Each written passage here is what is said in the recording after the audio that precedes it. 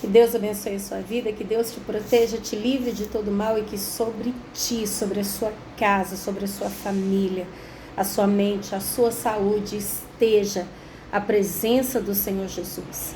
Que o sangue de Cristo te guarde, que o sangue de Jesus repreenda todo mal contra ti, mas que você tenha a sua fé alicerçada nele.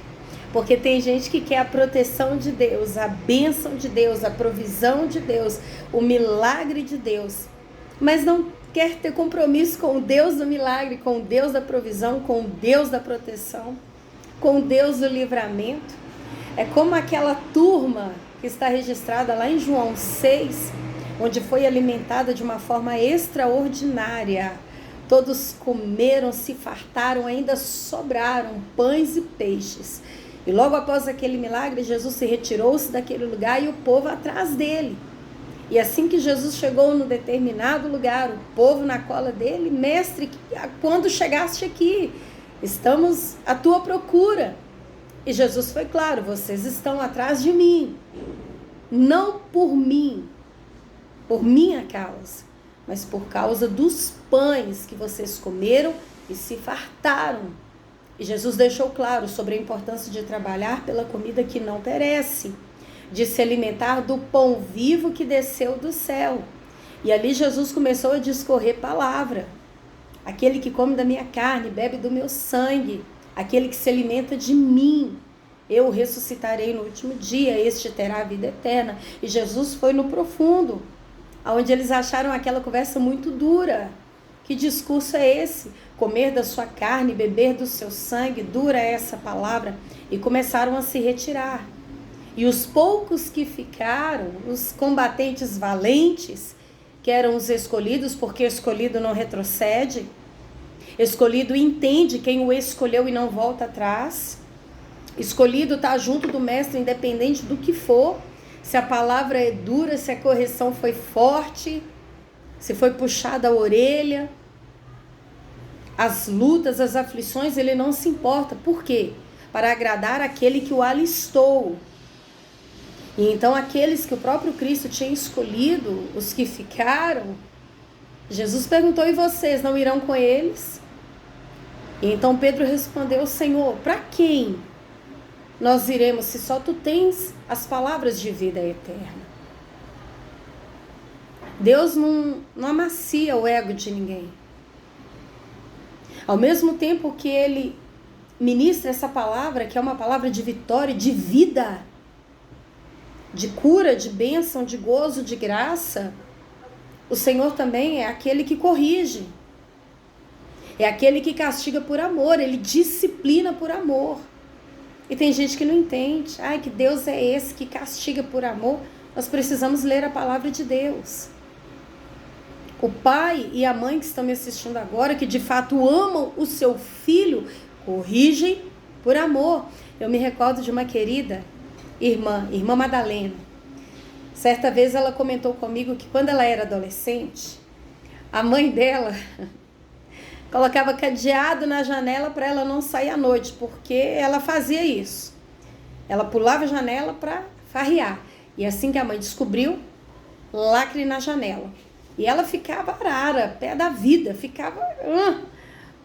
E hoje ela tem 3 filhos, já homens.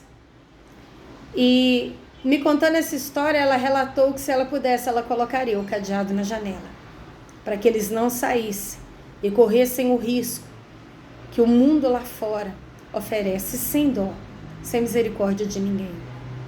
Então, quando o pai, a mãe, ele de fato ama, ele quer resguardar, ele quer evitar o mal. E não tem que ficar dando satisfação. Porque muitas vezes os pais, quando os filhos lhe pedem algo, qual que é a resposta? Não. Ah, mas por quê? Não. Sabe o que é não? Não é não. E aí o filho quer saber o porquê, mas eu não concordo. Eu quero saber o porquê. E ele sempre tem o seu argumento. E aí o pai fala: quantas vezes eu tenho que falar? Não vai, não vou dar, não vou comprar, não vai fazer. E acabou, assunto encerrado. O filho nem sempre entende o porquê do não naquele momento. Como a irmã Madalena, depois de muitos anos ela entendeu o porquê. do cadeado na janela, ela gostaria de colocar para privar os seus filhos de muito sofrimento. Eu moro no bairro Boa Vista, em Belo Horizonte. Quem mora ali na região do Boa Vista, São Geraldo, Avenida Elísio de Brito, onde subindo chega ao EPA, perto do ponto de táxi, tem um posto de gasolina na esquina. Ali tem um cruzamento muitíssimo perigoso. Hoje não, porque de fato é tão perigoso que estão fazendo uma manutenção, estão fazendo uma reforma e puxaram um canteiro central de fora a fora.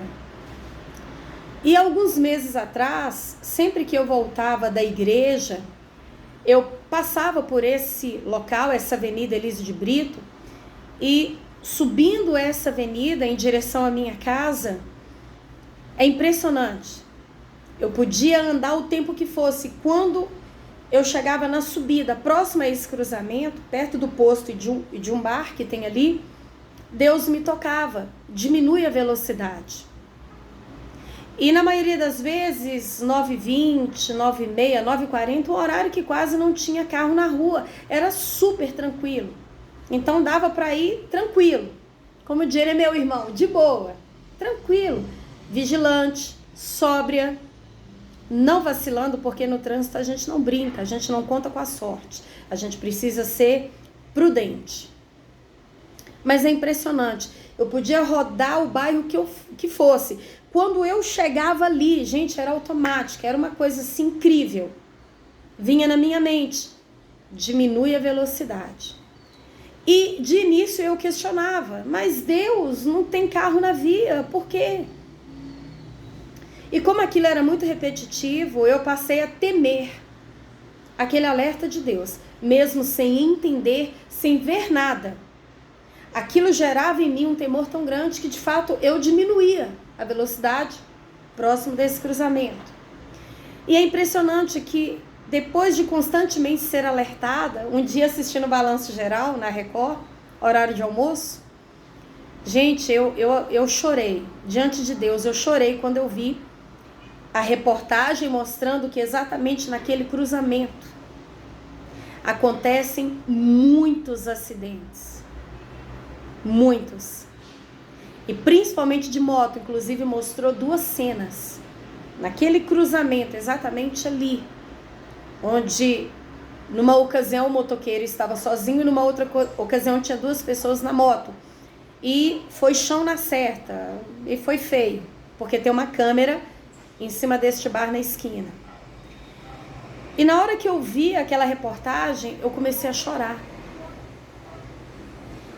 E na minha mente veio quantas e quantas vezes Deus falou comigo, diminui a velocidade.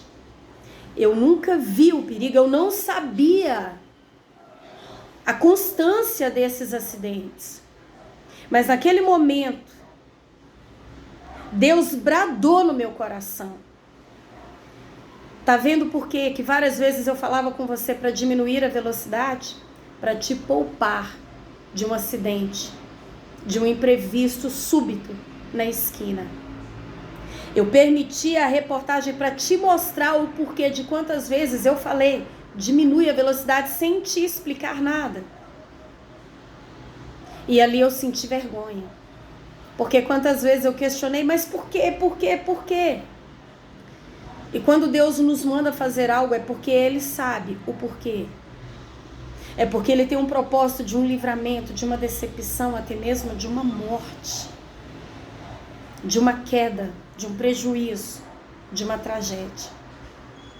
E fé não é ver para crer, é crer que Deus tem um porquê e Ele sabe o porquê. Deus é inquestionável. Fé é você crer e obedecer. Lembra do exemplo do pai que priva o filho e nem sempre dá satisfação? Porque ele sabe o melhor para o filho, assim é Deus. Apenas creia e obedeça. Porque às vezes não enxergamos um palmo diante do nosso nariz e Deus já viu o futuro. Apenas creia. E depois daquela vez eu passei a questionar bem menos. Eu preciso aprender a questionar nada, mas a confiar. E o justo viverá pela fé. cresça somente. Amém?